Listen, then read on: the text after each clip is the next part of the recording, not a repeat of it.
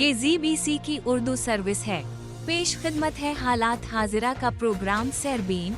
ये प्रोग्राम आप हर रोज रात 8 बजे हमारे YouTube चैनल पर सुन सकते हैं।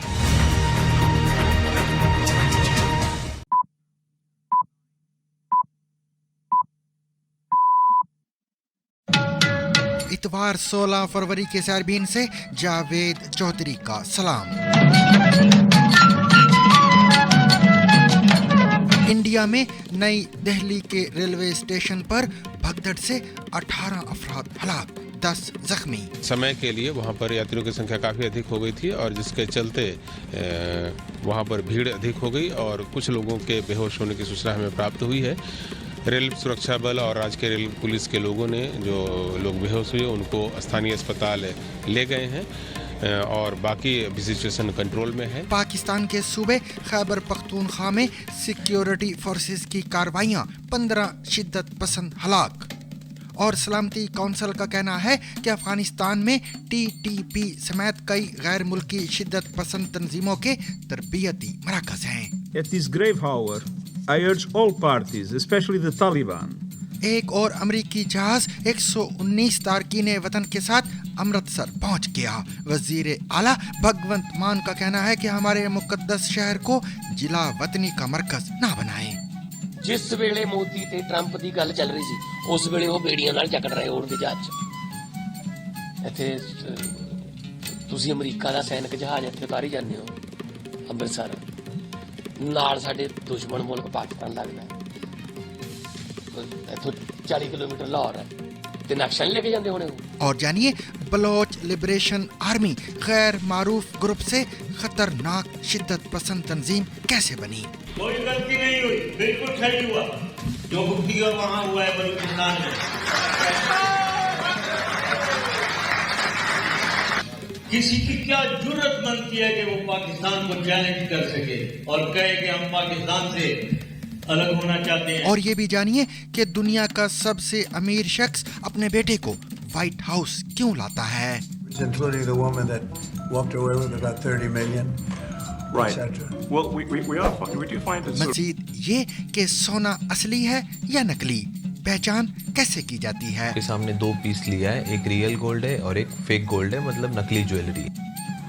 ये हमारी गोल्ड टेस्टिंग की मशीन है। इस मशीन के साथ में हम लोग कस्टमर को एक मोबाइल फ़ोन भी देते हैं और उस मोबाइल फ़ोन के अंदर हमारी कंपनी का एक सॉफ्टवेयर डाला होता है, गोल्ड टेस्टिंग का सॉफ्टवेयर। इसके अलावा भी बहुत कुछ आज के सरबीन में शामिल है, मगर हमेशा की तरह पहले अहम आलमी खबरों का खुलासा। इंडिया के दारुल हुकूमत नई दिल्ली रेलवे स्टेशन पर अचानक उमड़ आने वाली भीड़ में भगदड़ मचने से 18 लोगों की मौत हो गई है। ये वाकया शनिचर और इतवार की दरमियानी शब को तकरीबन 9 बजे पेश आया। ZBC के नुमाइंदे दिलनवाज पाशा और अभिनव गोयल से बात करते हुए लोक नायक LNGP अस्पताल की CMS रितो सक्सेना ने 18 लोगों की मौत की तस्दीक की है।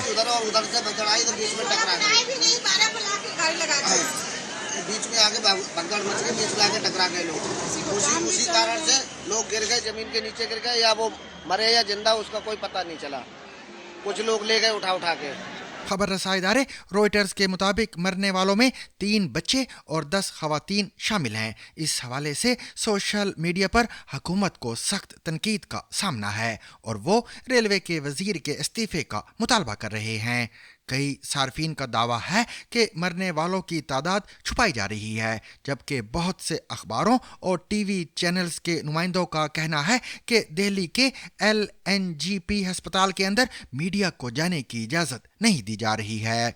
वजारत रेल के तर्जुमान दिलीप कुमार ने ZBC को बताया कि रात को प्रयागराज एक्सप्रेस और मागध एक्सप्रेस ट्रेन के लिए बहुत से मुसाफिर आए और सब ने सोचा कि ये आखिरी ट्रेन है और वो इसी से रवाना होंगे। तर्जुमान के मुताबिक प्रयागराज एक्सप्रेस में सवार होने के लिए भीड़ उमड़ आई। बाकी मालूमात CCTV देखने के बाद सामने आएंगी। DGRPF और चेयरमैन रेलवे बोर्ड स्टेशन पर हैं, वो देखेंगे कि क्या हुआ। हमने मामले की तहकीकात के लिए एक आला सतह की कमेटी तश्कील दे दी है। समय के लिए वहाँ पर यात्रियों की संख्या काफ़ी अधिक हो गई थी और जिसके चलते वहाँ पर भीड़ अधिक हो गई और कुछ लोगों के बेहोश होने की सूचना हमें प्राप्त हुई है। रेल सुरक्षा बल और राज्य के रेल पुलिस के लोगों ने जो लोग बेहोश हुए उनको स्थानीय अस्पताल ले गए हैं और बाकी अभी सिचुएशन कंट्रोल में है। कुछ देर के लिए हम लोगों ने एंट्री भी रोकी थी स्टेशन पर और यात्रियों से अनुरोध किया था कि कृपया सर्कुलेटिंग एरिया में रहें ताकि जब गाड़ियों का प्रबंध जैसे जैसे होगा वैसे वह अपने गंतव्य स्थान की ओर जा सके।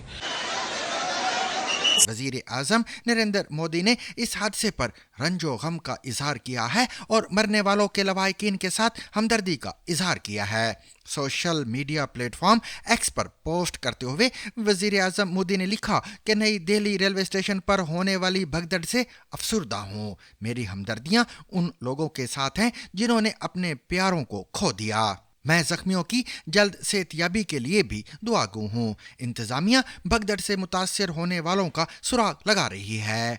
वजीर दाखिला अमित शाह ने कहा कि नई दिल्ली रेलवे स्टेशन पर रूनमा होने वाले हादसे के बारे में रेलवे के वजीर और दीगर मुतलका हुकाम से बात की है। उन्होंने मजीद लिखा कि दिल्ली के लेफ्टिनेंट गवर्नर और दिल्ली पुलिस कमिश्नर से बात की और हर किसी को हर मुमकिन मदद फराहम करने की हिदायत दी हैं। मैं इस हादसे में जान गंवाने वालों के अहले खाना से ताज़ियत का इजहार करता हूँ। जख्मियों का हर मुमकिन इलाज किया जा रहा है। मैं उनकी जल्द सेहतयाबी की ख्वाहिश करता हूँ। पाकिस्तानी फौज के शोबा ताल्लुकात आमा की जानिब से जारी बयान में कहा गया है कि सूबा खैबर पख्तूनख्वा में 2 मुख्तलिफ कार्रवाइयों में कम अज़ कम 15 शिद्दत पसंदों को हलाक किया गया है। बयान के मुताबिक ज़िला डेरा इस्माइल खान के इलाके हथला में शिद्दत पसंदों की मौजूदगी की इतला पर सिक्योरिटी फोर्सेज ने इंटेलिजेंस की बुनियाद पर ऑपरेशन किया। ISPR के मुताबिक हलाक होने वाले शिद्दत पसंद इलाके में दहशत गर्दी की मुतअद्दिद सरगर्मियों में मुलव्वस थे और कानून नाफिज करने वाले इदारों को इंतहाई मतलूब थे। इसके अलावा शुमाली वजीरिस्तान के इलाके मीरान शाह में किए गए एक और ऑपरेशन में सिक्योरिटी फोर्सेज ने 6 शिद्दत पसंदों को निशाना बनाया है। ताहम शदीद फायरिंग के तबादले के दौरान लेफ्टिनेंट मोहम्मद हसन इरशाद समेत 4 फौजी एहलकार भी मारे गए हैं। इलाके में मजीद शिद्दत पसंदों की मुमकिना मौजूदगी के पेश नज़र सर्च ऑपरेशन किए जा रहे हैं। अफगानिस्तान में तालिबान हुकूमत ने अक़वाम मुत्तहिदा की सलामती कौंसिल की उस रिपोर्ट को मुस्तरद कर दिया है जिसमें कहा गया है कि तहरीक तालिबान पाकिस्तान यानी TTP और जमात अंसार उल्लाह ताजिकिस्तानी तालिबान ने अफगानिस्तान में तरबियती मराकज़ कायम कर रखे हैं और उन्हें अल-कायदा नेटवर्क तरबियत दे रहा है। रुकन ममालिक की मालूमात की बुनियाद पर सलामती कौंसिल की पाबंदियों की निगरान कमेटी की जानिब से तैयार करदा रिपोर्ट में TTP, अल-कायदा और अंसार उल्लाह के अलावा अफगानिस्तान में Daesh, east Turkistan Islamic movement, Turkistan Islamic party, Islamic movement of Uzbekistan और दीगर गैर मुल्की अस्करियत पसंदों की सरगर्मियों का भी जिक्र किया गया है। ताहम तालिबान हुकूमत के तर्जुमान ज़बीउल्लाह मुजाहिद ने इस रिपोर्ट को मुस्तरद करते हुए इसे बाज़ ममालिक और इंटेलिजेंस हलकों की जानिब से बेबुनियाद प्रोपेगेंडा करार दिया है। ये एक बहुत ही इम्पोर्टेंट रिपोर्ट है जिस पे ख़ास तौर पे वो ये कह रहे हैं कि वहाँ पर अफगानिस्तान में तालिबान हुकूमत के दरमियान में टेररिस्ट ऑर्गेनाइजेशन बहुत ज़्यादा और इकट्ठी हो रही हैं, ज्वाइन हो रही हैं और तकरीबन 24 तंजीमें जो इकट्ठी हो चुकी हैं जिसमें BLA, BLF, मजीद ब्रिगेड, दाइश, खरसान ग्रुप, TTP ख्वारिज, फिर अल-कायदा, उसके अल-कायदा बल्कि सबको ट्रेनिंग दे रही है और उसके साथ इस्लामिक तुर्किस्तान मूवमेंट्स हैं वो हैं। इस तरह की बहुत ज़्यादा सरगर्मी में है और सबकी पुश बनाई जो अफगान तालिबान कर रहे हैं, जबकि इन्होंने कमिटमेंट की थी यहाँ दोहा एग्रीमेंट में कि हम अपनी सरजमीन किसी टेररिस्ट ऑर्गेनाइजेशन को इस्तेमाल नहीं करने देंगे। सलामती कौंसिल की पाबंदियों की निगरानी करने वाली कमेटी की रिपोर्ट में कहा गया है कि ये तरबियती मराकज़ उनसे अलग हैं जहां अल-कायदा पहले काम करती थी। रिपोर्ट में यह भी कहा गया है कि TTP और जमात अंसारुल्लाह के तरबियती मराकज़ खोस्त, कन्नड़, नंगरहार और तुखार में वाक़े हैं। इस रिपोर्ट के मुताबिक अल-कायदा ने अफगानिस्तान में सरगर्म गैर मुल्की अस्करियत पसंद ग्रुपों के साथ अपने ताल्लुकात को वसअत दी है और अब वो 14 सूबों में मौजूद हैं। तंजीम की साबिका रिपोर्ट में अफगानिस्तान के 12 सूबों में अल-कायदा से वाबस्ता मराकज़ की मौजूदगी का जिक्र किया गया था। सामीन, अभी अमेरिका की जानिब से इंडिया के 104 गैर कानूनी तारकीन वतन को हथकड़ियों और बेड़ियों में फौजी तैयारी के जरिए वापस भेजने पर शोर थमा नहीं था कि गुज़िश्ता रोज सनीचर को मजीद 119 लोगों को वापस इंडिया भेजा गया है। इंडियन मीडिया और खबर रसाई एजेंसियों के मुताबिक एक बार फिर फौजी त्यारा C-17 इन्हें लेकर इंडियन रियासत पंजाब के अमृतसर इंटरनेशनल एयरपोर्ट पर उतरा है। BBC पंजाबी सर्विस की रिपोर्ट के मुताबिक रियासत के वजीर आला भगवंत मान उन गैर कानूनी तारकीन वतन को लेने एयरपोर्ट पहुंचे और उन्होंने ये सवाल किया कि गैर कानूनी तारकीन वतन के साथ अमरीकी त्यारे को रियासत पंजाब में उतारने का फैसला क्यों किया गया है। ਨਵਾਂ ਇਹਨਾਂ ਨੇ ਕੀਤਾ ਸਾਜ਼ਿਸ਼ ਦੇ ਅਧੀਨ ਪੰਜਾਬ ਨੂੰ ਤੇ ਪੰਜਾਬੀਆਂ ਨੂੰ ਬਦਨਾਮ ਕਰ ਲਿਆ। ਜਿਹੜੇ ਅਮਰੀਕਾ ਤੋਂ ਟਰੰਪ ਸਰਕਾਰ ਬਣੀ ਤੇ ਉਹਨਾਂ ਨੇ ਡਿਪੋਰਟ ਕਰਨੇ ਸ਼ੁਰੂ ਕਰਤੇ ਜਿਹੜੇ ਵੱਖ-ਵੱਖ ਮੁਲਕਾਂ ਦੇ ਜਿਹੜੇ ਉੱਥੇ ਗੈਰ ਕਾਨੂੰਨੀ ਤਰੀਕੇ ਨਾਲ ਗਏ ਸੀ। ਤਾਂ ਪਹਿਲਾ ਜਹਾਜ਼ ਉਹਨਾਂ ਨੇ ਅੰਮ੍ਰਿਤਸਰ ਲਾਇਆ। ਤੁਸੀਂ ਉਸ ਵੇਲੇ ਮੀਡੀਆ ਸਾਰੇ ਮੌਜੂਦ ਸੀ ਅੰਮ੍ਰਿਤਸਰ, ਜਿਹਦੇ ਵਿੱਚ 33 ਗੁਜਰਾਤ ਦੇ ਸੀ, 33 ਹਰਿਆਣੇ ਦੇ ਸੀ, 30 ਪੰਜਾਬ ਦੇ ਸੀ, 2 ਮਹਾਰਾਸ਼ਟਰ ਦੇ ਸੀ, ਇੱਕ ਮੇਰੇ ਖਿਆਲ ਚ ਉੱਤਰਾਖੰਡ ਦੇ ਸੀ। ਚਲੋ ਪਹਿਲਾ ਜਹਾਜ਼ ਉਹਨਾਂ ਲਾ ਲਿਆ, ਪਤਾ ਨਹੀਂ ਕੀ ਕ੍ਰਾਈਟੇਰੀਆ। ਹੁਣ ਦੂਜਾ ਜਹਾਜ਼ ਆ ਰਿਹਾ ਜੀ। ਦੂਜਾ ਜਹਾਜ਼ ਵੀ ਕਹਿੰਦੇ ਅੰਮ੍ਰਿਤਸਰ ਉਤਰੂਗਾ ਜੀ ਕੱਲ ਨੂੰ। ਕਿਉਂ ਜੀ? ਅੰਮ੍ਰਿਤਸਰ ਚੁਣਨ ਦਾ ਕ੍ਰਾਈਟੇਰੀਆ ਦੱਸੇ ਮੈਨੂੰ ਕੇਂਦਰ ਸਰਕਾਰ, ਮਿਨਿਸਟਰੀ ਆਫ ਐਕਸਟਰਨਲ ਅਫੇਅਰਸ, ਵਿਦੇਸ਼ ਮੰਤਰਾਲਾ। ਅੰਮ੍ਰਿਤਸਰ ਨੂੰ ਕਿਉਂ ਚੁਣਦੇ ਹੋ ਤੁਸੀਂ? ਬਦਨਾਮ ਕਰਨ ਵਾਸਤੇ ਚੁਣਦੇ ਹੋ, पंजाबियों को बदनाम करने वास्ते चुन दो। उन्होंने मीडिया से खिताब करते हुए कहा, हमारे मुकद्दस शहर अमृतसर को हिरासती मरकज या जिला वतनी का मरकज ना बनाएं। अमृतसर दरबार साहिब, दुर्गियाना मंदिर, जलियांवाला बाग और टेक्सटाइल के लिए मशहूर है। आप हमें किन कामों के लिए मशहूर कर रहे हैं? मैं मरकज पर एतराज़ कर रहा हूँ कि आपके पास दूसरे हवाई अड्डे हैं, एयर बेसिस हैं, वहाँ हवाई जहाज क्यों नहीं उतारते? वहाँ हवाई जहाज उतारें। आप अमृतसर को क्यों बदनाम कर रहे हैं? इससे कबल पंजाब में NIR उमूर के वजीर कुलदीप सिंह धालीवाल ने सहाफियों से खिताब करते हुए कहा था कि एक और अमरीकी त्यारा 119 गैर कानूनी तारकीन वतन को लेकर इंडिया पहुंच रहा है, जिनमें पंजाब के 67 अफराद शामिल हैं। GBC के साफी रविंदर सिंह रॉबिन ने अमृतसर से बताया है कि सनीचर और इतवार की दरमियानी शब अमेरिका का जंगी जहाज 119 अफराद के साथ अमृतसर के गुरु रामदास इंटरनेशनल एयरपोर्ट पर उतरा है। दी ट्राइब्यून अखबार ने लिखा है कि एक बार फिर इंडिया के गैर कानूनी तारकीन वतन को हथकड़ियों और बेड़ियों में वापस भेजा गया है। अखबार के मुताबिक आज इतवार के रोज मजीद 157 गैर कानूनी तारकीन वतन अमृतसर पहुंचने वाले हैं। दुनिया के सबसे अमीर शख्स इलॉन मस्क के बच्चों ने बहुत सी ऐसी जगहें देख रखी हैं जहां पर बहुत से लोग अपनी जिंदगी में कभी जा भी नहीं सकेंगे। गैर मुल्की रहनुमाओं के साथ मुलाकातों से लेकर स्पेस एक्स लॉन्च के कंट्रोल रूम तक, एलोन मस्क के बच्चे अपने वालिद के साथ कारोबारी और टेक्नोलॉजी की अहम मीटिंग्स के अलावा अब सियासी मुलाकातों में भी नजर आने लगे हैं। अमेरिकी सदर डोनाल्ड ट्रंप की जानिब से इलॉन मस्क को डिपार्टमेंट ऑफ गवर्नमेंट एफिशिएंसी की क़यादत सौंपे जाने के बाद उनके बच्चे कई बार मंजर आम पर आए हैं। मस्क के 4 साला बेटे लिल एक्स बुध के रोज ओवल हाउस में रेजोल्यूट डेस्क के कोने पर कोट और कॉलर वाली कमीज पहनकर लटके हुए थे। जुमेरात के रोज एक्स और उनके 2 बहन भाइयों ने उस वक्त इंडियन वजीर आजम नरेंद्र मोदी के साथ तहरीफ का तबादला किया जब उनके वालिद मोदी से टेक्नोलॉजी पर बातचीत कर रहे थे। हुकूमत में आने से पहले भी कई मौके पर इलॉन मस्क को अपने बच्चों के साथ देखा गया, जैसे तुर्क सदर से मीटिंग के दौरान, आशोटोस कैंप की एक मेमोरियल सर्विस में और टाइम मैगजीन की उस तकरीब में भी जब इलॉन मस्क को सन 2021 में पर्सन ऑफ द ईयर का खिताब दिया गया था।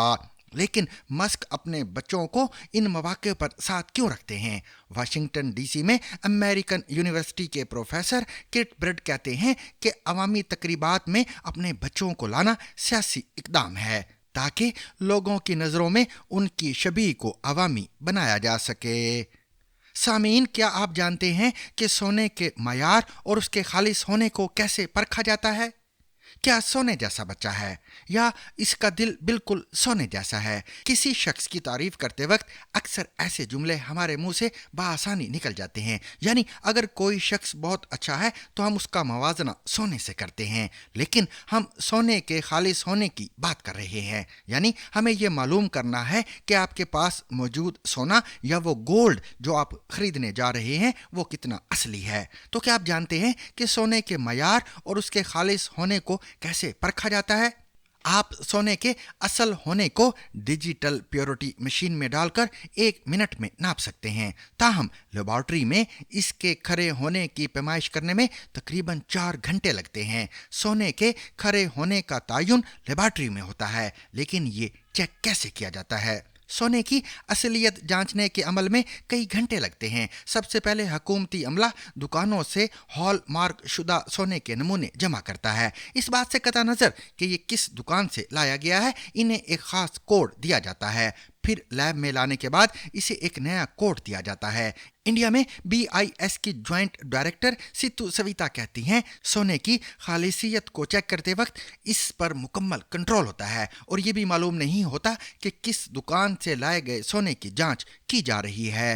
ये अमल हर चीज़ को शफाफ बनाने के लिए अपनाया गया है। इब्तिदाई तशखीस के लिए RF नामी मशीन का इस्तेमाल करते हुए नमूनों की जांच की जाती है। उसके कैरात का तखमीना लगाया जाता है, वज़न किया जाता है और नमूने एक रजिस्टर में दर्ज किए जाते हैं। नमूनों को 14, 18, 22 कैरात में तकसीम किया जाता है। अगर इसमें कोई ममनुआ मादा पाया जाए तो इन नमूनों को कबूल नहीं किया जाता। अगर नमूनों में कोई ममनुआ मादा नहीं है तो सोना 1100 डिग्री सेंटीग्रेड पर 5 से 10 मिनट के लिए पिघला दिया जाता है। पिघले हुए सोने के असल वजन और इब्तिदाई तखमीना शुदा वजन का मवाजना किया जाता है। इस मुरक्कब को फिर हाइड्रोलिक मशीन में दबाकर बटनों की शक्ल दी जाती है। फिर इसे रोलिंग मशीन के जरिए पतली शीट में ढाला जाता है। शीट को कैंची से छोटे छोटे टुकड़ों में काटा जाता है और कागज पर 150 मिलीग्राम मक्खन रखा जाता है। सोने, चांदी और तांबे का मुरक्कब एक शीशे के बर्तन में बटर पेपर पर डाला जाता है। इसका दोबारा वजन किया जाता है। इसकी छोटी छोटी गेंदें एक मशीन की मदद से बनती हैं जिन्हें बॉइलिंग प्लेयर कहा जाता है और फिर इसे भट्टी में पिघला दिया जाता है। इसे 1000 डिग्री सेल्सियस के दर्जा हरारत पर गर्म किया जाता है।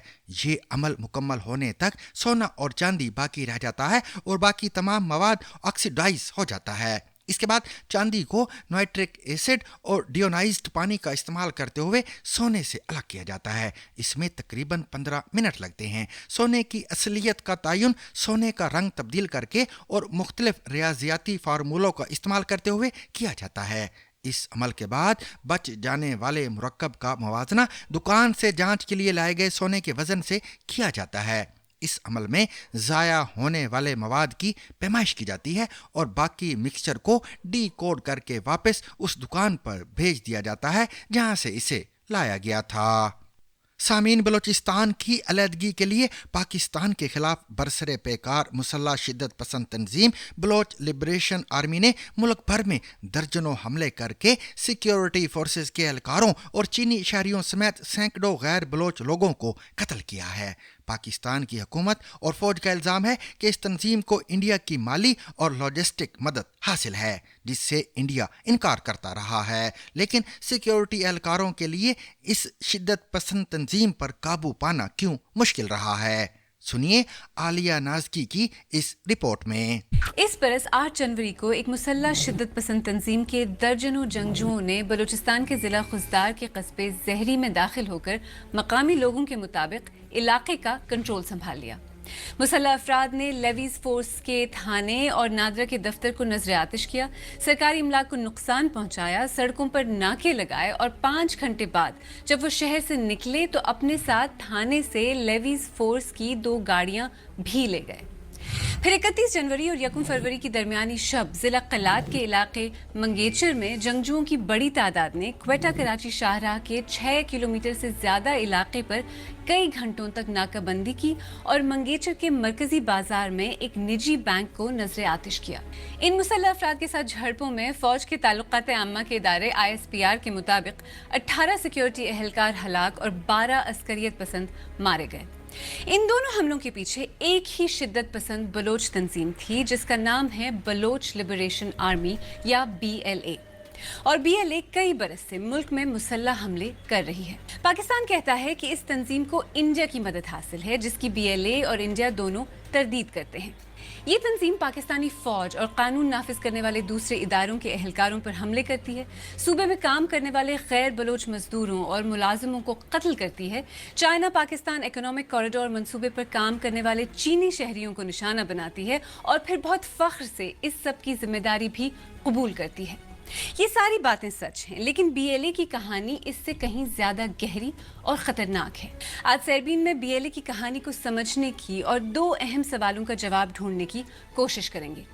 BLA پچھلے 25 سال میں ایک انتہائی خطرناک شدت پسند تنظیم کیسے بن گئی ہے، اور حکومتیں اور ادارے اس پر قابو پانے میں ناکام کیوں رہے ہیں۔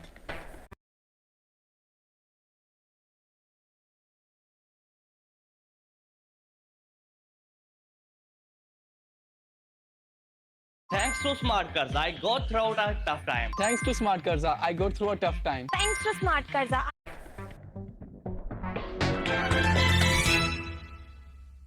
بلوچستان میں حالات آج کل سے نہیں، پچھلی تقریباً 2 دہائیوں سے کشیدہ ہیں۔ مسلح شورش، جبری گمشدگیاں اور تشدد، ایسا لگتا ہے کہ ہر سال حالات بہتر ہونے کی جگہ مزید بگڑ جاتے ہیں۔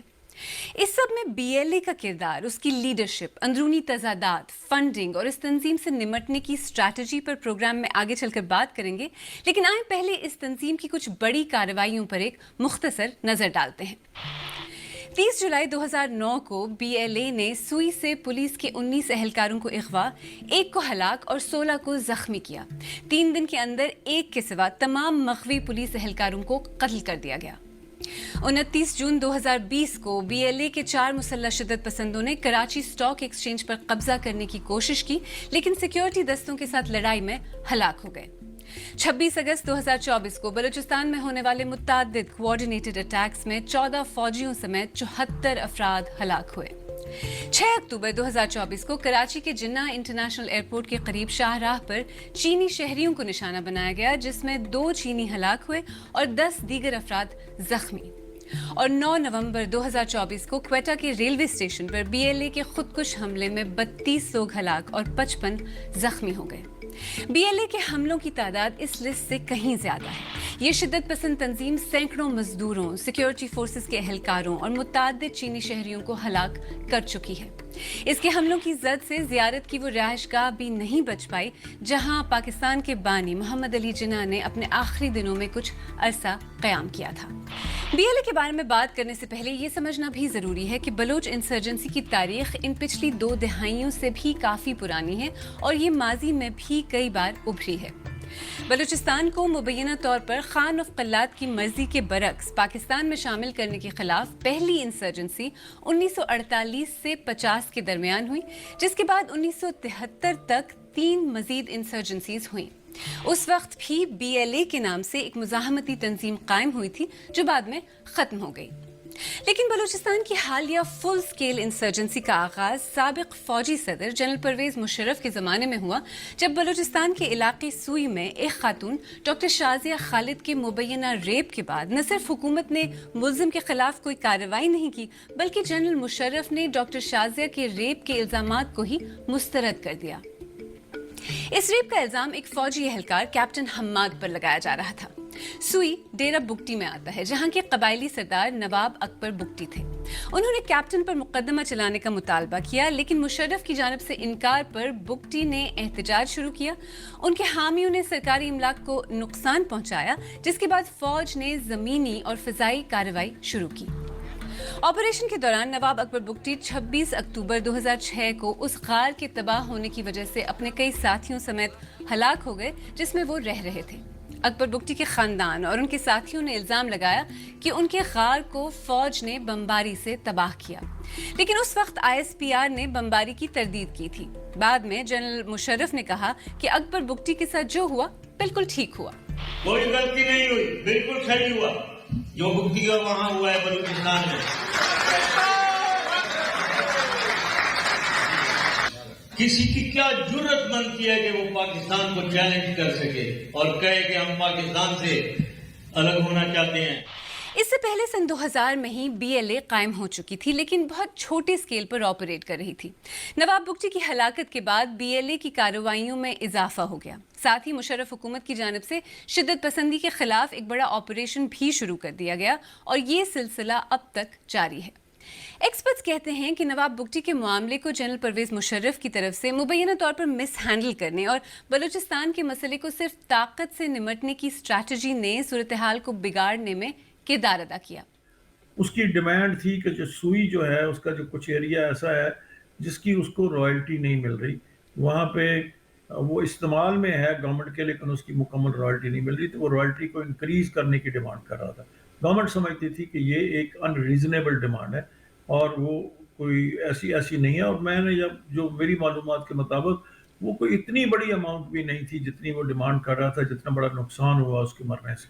तो मैं समझता हूँ कि उसकी डिमांड को मान लेना या उसके साथ बात कर लेना या उसके साथ कोई बैठ के कोई कॉन्ट्रैक्ट एग्रीमेंट कर लेना ज़्यादा बेहतर हल होता। तो BLA बनी कब और कैसे? BLA को कौम परस्त रहनुमा नवाब खैर बख्श मरी के एक बेटे पालाज मरी ने 2000 में कायम किया था, लेकिन नवाब अकबर बुगटी की हलाकत के बाद BLA की ताकत में इजाफा हुआ और इसने बलूचिस्तान में तैनात सिक्योरिटी एहलकारों, वहाँ काम करने वाले गैर बलोच मजदूरों और मुलाजिमों, सरकारी इमलाक और CPAC से वाबस्ता चीनी एहलकारों पर हमले शुरू कर दिए। 2007 में बालाज मरी को एक ऑपरेशन में अफगानिस्तान में हलाक कर दिया गया, जिसका इल्जाम BLA ने पाकिस्तान की सिक्योरिटी फोर्सेस पर लगाया। हुकूमत पाकिस्तान ने BLA को 7 अप्रैल 2006 को दहशतगर्द तंजीम करार दिया। इसके बाद BLA को बरतानिया, चीन, ईरान, अमेरिका और यूरोपीय यूनियन ने भी एक दहशतगर्द ऑर्गेनाइजेशन डिक्लेयर किया।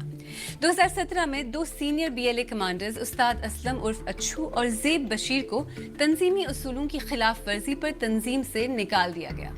ये दोनों मिडिल क्लास से ताल्लुक़ रखने वाले कमांडर्स थे। उस्ताद असलम पर इल्ज़ाम लगा कि वो लीडरशिप की मंजूरी के बगैर इलाज कराने के लिए इंडिया गए। दोनों कमांडर्स तंजीम का एक बड़ा हिस्सा अपने साथ ले गए और अपनी नई तंजीम को BLA ही करार दिया। यानी अब जो BLA है उसके रहनुमा ज़ेब बशीर हैं, उनके साथ ही उस्ताद असलम हलाक हो चुके हैं। जैसे जैसे बलूचिस्तान के हालात ख़राब होते गए और वहाँ पाकिस्तानी रियासत के ऑपरेशंस में तेज़ी आई, साथ साथ BLA ने भी नई स्ट्रैटेजीज अडेप्ट की। BLA ने अपनी तंजीम की कई ब्रांचेस बना रखी हैं। मिसाल के तौर पर खुदकुश हमलों के लिए एक अलग ब्रांच है जिसका नाम मजीद ब्रिगेड है। इसमें रिक्रूट्स को खुदकुश हमलों के लिए जहनी और जिस्मानी तौर पर तैयार किया जाता है। फिर फतेह स्क्वाड एक और ब्रांच है जो खुदकुश हमलों से पहले टारगेट लोकेशन पर पहुंचकर रास्ता हमवार करती है। स्पेशल टैक्टिकल ऑपरेशन स्क्वाड आला हुक्काम के इख्वा और कत्ल की वारदातों के लिए है और ज़रियाब विंग के जरिए खुफिया मालूमात या इंटेलिजेंस इकट्ठी की जाती है। जाहिर है BLA जैसी शिद्दत पसंद तंजीम को चलाने, उसके जंगजुओं की तरबियत, ऑर्गेनाइजेशन और असलहे के लिए पैसों की ज़रूरत है। पाकिस्तानी हुकाम का इल्ज़ाम है कि BLA को इंडिया की माली और लॉजिस्टिकल मदद हासिल है। कुछ लोगों ने, जो खुद को BLA के साबिक रुकन बताते हैं, सरकारी हुकाम के साथ मुश्तरका प्रेस कॉन्फ्रेंसेस में इस बात का दावा किया है कि उनको इंडिया से मदद मिलती है। मेरा मुलाकात हमसाया मुल्क के इंटेलिजेंस वालों से हुआ। उनके सामने अपने जद्दोजहद को आगे बढ़ाने के लिए बहुत से मुफीद मशवरे मैंने रखे, मगर उन्होंने मेरी सरजनिश करके मुझसे कहा कि आपकी आज़ादी से हमें कोई सरोकार नहीं, हम आपको सपोर्ट करेंगे रियासत पाकिस्तान को गैर मुस्तकिम होने के लिए, जिसके लिए आपको सपोर्ट किया जा रहा है। तो इस मुलाकात ने मेरे आंखों पर जो नामनियाद आज़ादी की पट्टी काफ़ी अरसे से बंधी हुई थी, इसको हटा दिया। आपको कुलभूषण यादव याद है, एक इंडियन शहरी जिन्हें बलूचिस्तान से गिरफ्तार करने के बाद जिन पर पाकिस्तान ने इंडिया के लिए जासूसी और बलोच शिद्दत पसंदों की मदद का इल्ज़ाम लगाया था। पाकिस्तान कहता है कि उनकी गिरफ्तारी बलूचिस्तान में इंडियन मुदाखलत का वाज़ेह सबूत है। BLA और इंडिया इसकी तरदीद करते हैं। पाकिस्तान से बाहर भी कई मुबस्सिरीन का ख्याल है कि इंडिया BLA को मदद और फंडिंग फराहम करता है। तो क्या वाकई ऐसा है? मैंने यही सवाल दिफाई तज्ज़ियाकार सैयद मोहम्मद अली से पूछा। भारत का एक एक्टिव और सर्विंग मिलिट्री ऑफिसर जो पकड़े गए थे बलूचिस्तान से, वो भी इस बात का सबूत है, जो अभी भी पाकिस्तान की तहवील में हैं। उनके एक इंटेलिजेंस ऑफिसर जिनके हवाले से पाकिस्तान और भारत ने इंटरनेशनल جو بین الاقوامی کورٹ ہے اس میں مقدمہ بھی لڑا تھا، جس میں بھارت نے یہ تسلیم بھی کیا تھا کہ یہ ان کے ایک سرونگ ملٹری نیول آفیسر بھی ہیں۔ ماضی کی انسرجنسیز کے برعکس بی ایل اے نے اب بہت مختلف ٹیکٹکس اور حکمت عملی اپنائی ہیں۔ اس کی تنظیم سازی کا طریقہ کار، تنظیمی شاخیں، نوجوانوں اور پڑھے لکھے لوگوں کو راغب کرنا اور انٹرنیٹ اور سوشل میڈیا کا استعمال۔ پچھلے کچھ برسوں میں سوشل میڈیا پر بی ایل اے کی پریزنس میں کافی اضافہ ہوا ہے اور اس کا استعمال نوجوانوں تک اپنا پیغام پہنچانے، انہیں اٹریکٹ کرنے کے لیے بھی کیا جا رہا ہے۔ بی ایل اے کی جانب سے حالیہ سالوں میں سوشل میڈیا کا بڑے منظم طریقے سے استعمال کیا گیا ہے، چاہے وہ 2022 کا نوشکی اور پنجگور کا FC حملہ ہو یا پھر 2024 میں 26 اگست کا سیریز آف اٹیک جو کہ بی ایل اے کی جانب سے بلوچستان کے مختلف شہروں میں کیے گئے۔ ہم نے دیکھا کہ ان حملوں کے دوران اور اس کے بعد بی ایل اے کی جانب سے بڑا ہائی کوالٹی ویڈیوز اور آڈیوز جاری کی جاتی ہیں۔ اس حملے کے دوران مبینہ طور پر جو حملہ آور ہیں ان کی آڈیوز جاری کی جاتی ہیں سوشل میڈیا پہ۔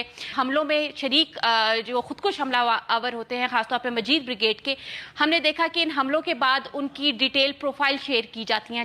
اس سب کی وجہ سے B L A hit and run type کے گوریلا حملے کرنے والے ایک محدود انسرجنٹ گروپ سے ایک ایسی بڑی شدت پسند تنظیم میں بدل گئی ہے جو اربن وارفیئر کے ٹیکٹکس کا استعمال اور چھوٹے شہروں اور قصبوں پر قبضہ کرنے کی کوشش کر سکتی ہے۔ اس کا ایریا آف آپریشن بھی صرف بلوچستان کے کچھ علاقوں سے نکل کر پورے پاکستان میں پھیل گیا ہے اور بظاہر اس کا اثر و رسوخ نوجوانوں میں بڑھ رہا ہے۔ ماضی میں جو بی ایل اے کی قیادت تھی وہ سرداروں کے پاس تھی، اور حالیہ جو قیادت ہے بشیر زیب جو ان کے کمانڈر ہیں وہ خود طلبہ جو رہنما رہ چکے ہیں اور بی ایس او کے چیئرمین رہے ہیں۔ جو طالب علم یہاں پر کراچی میں، پنجاب کی یونیورسٹیز میں، اسلام آباد میں پڑھتے تھے، ان کی جو جبری گمشدگی کے واقعات پیش آئے اور وہاں پہ جو کریک ڈاؤن ہوا ہے تو اس کا بھی ایک رد عمل ہم نے یہ دیکھا کہ کافی لوگوں نے جا کے دوبارہ بی ایل اے کو جوائن کیا۔ اور ٹیکٹکس کی بات کو جاری رکھتے ہوئے اسلم بلوچ کی لیڈرشپ میں بی ایل اے نے خودکش حملوں کا نیا ٹیکٹک استعمال کرنا شروع کیا، اور پہلا خودکش حملہ اسلم بلوچ کے اپنے بیٹے ریحان بلوچ نے دال بندین میں چینی شہریوں کے قافلے پر کیا۔ پھر بی ایل اے کی شدت پسندی کی تاریخ میں ایک اور نیا موڑ تب آیا جب 26 اپریل 2022 کو ایک 30 برس کی خاتون سائنس ٹیچر شاری بلوچ نے، جو کہ 2 بچوں کی ماں تھیں، کراچی یونیورسٹی میں خودکش حملہ کر کے 3 چینی ٹیچرز کو ہلاک کر دیا۔ اس طرح بی ایل اے نے پہلی مرتبہ خودکش حملے کے لیے ایک خاتون کو استعمال کیا۔ تو اس نئی حکمت عملی سے بی ایل اے کیا حاصل کرنا چاہتی تھی؟ بچیوں کو اور نوجوان خواتین کو ریکروٹ کرنے کی کوشش ہے۔ اس کے پیچھے 2 مفادات کار فرما ہو سکتے ہیں۔ پہلی بات یہ کہ یقینی طور پہ ان کا ایک سافٹ امیج اور ہمدردی کی سطح پہ بھی ان کو انگیج کیا جا رہا ہے۔ دوسری طرف یوں لگتا ہے کہ شاید نوجوان جو لڑکے ہیں وہ بہت جلد جو ہے اس کی حقیقت تک پہنچ جاتے ہیں، اور شاید وہ اتنے زیادہ بڑے پیمانے پہ جتنی ان کو توقع ہے دستیاب نہیں ہے ریکروٹمنٹ کے لیے۔ کچھ لوگ یہ بھی کہتے ہیں کہ پاکستان ریاست کی جو پالیسیز بلوچستان میں رہی ہیں، چاہے آپ for example enforced disappearances کو ہی لے لیں، اس سے جو ایک ایلینیشن بلوچ عوام کے اندر پیدا ہوئی ہے، اس کا فائدہ بھی بی ایل اے جیسی تنظیمیں اٹھاتی ہیں۔ میں اس سے مکمل طور پہ متفق نہیں ہوں، لیکن یہ ایک حقیقت ہے کہ دنیا میں جو جتنی بھی انسرجنٹ موومنٹس ہیں ان کا جو بیانیہ ہوتا ہے، ان کا جو نظریہ ہوتا ہے، وہ بنیادی طور پہ بیڈ گورننس کے نتیجے میں مرتب کیا گیا ہوتا ہے۔ لیکن یہ بھی حقیقت ہے کہ ڈومیسٹک جو بیڈ گورننس ہے اس کی وجہ سے ایک شعبہ جو ہے، ایک حصہ جو ہے عوام کا، وہ ان سے ہمدردی رکھتا ہے۔ دیکھیں، یہ بات بھی سچ ہے کہ بلوچ عوام کے پاکستانی ریاست کے ساتھ جینوئن مسائل ہیں، احساس محرومی اور ایلینیشن، یہ تاثر کہ پاکستانی ریاست کو ان کی پرواہ نہیں، کہ پاکستانی ریاست ان کے ساتھ مین سٹریم سیاست کے ذریعے ایمانداری اور خلوص کے ساتھ انگیج کرنا ہی نہیں چاہتی، کہ پاکستان کو صرف ان کے ریسورسز سے مطلب ہے، لوگوں سے اور خطے کی بہتری اور ترقی سے نہیں۔ یہ ایسی باتیں ہیں جن کا شدت پسند تنظیمیں فائدہ اٹھا سکتی ہیں اور اٹھاتی ہیں۔ یہ ساری باتیں اپنی جگہ، سوال یہ ہے کہ security forces B L A کے حملوں کو کنٹرول کیوں نہیں کر پا رہی؟ اس کی وجہ یہ ہے کہ بلوچستان بہت واسٹ ایریا ہے، اور جو ٹیررزم ایکٹیویٹی ہوتی ہے وہ ٹیررزم ایکٹیویٹی آپ اپنی جگہ، آپ اپنا ٹائم اپنی مرضی سے طے کرتے ہیں جو ٹیررسٹ ہیں، جبکہ فورسز جو ہیں وہ وہاں پہ بہت تھنلی سپریڈڈ ہیں، کیونکہ بہت 43% آف پاکستان جو ہے وہ بلوچستان ہے. اس پورے ایریا کو کور کرنا بائی دی فورسز وہ پاسبل نہیں ہے. پھر اب جیسی صورتحال اس وقت بلوچستان میں ہے، اس صورتحال میں آپ کو کیا لگتا ہے کہ حل کیا ہے اب مسئلے کا؟ میں سمجھتا ہوں کہ بہت ایفرٹس ہوئی ہیں اوور دا پیریڈ، لیکن ساری ہاف ہارٹیڈ ایفرٹس ہوئی. اتنی بڑی آبادی بھی وہاں پہ رہ رہی ہے، تو اس کو ہمیں اگر کوئی وہاں پہ غلط فہمیاں ہیں یا مسٹرسٹ ہے تو اس مسٹرسٹ کو دور کرنا ہے.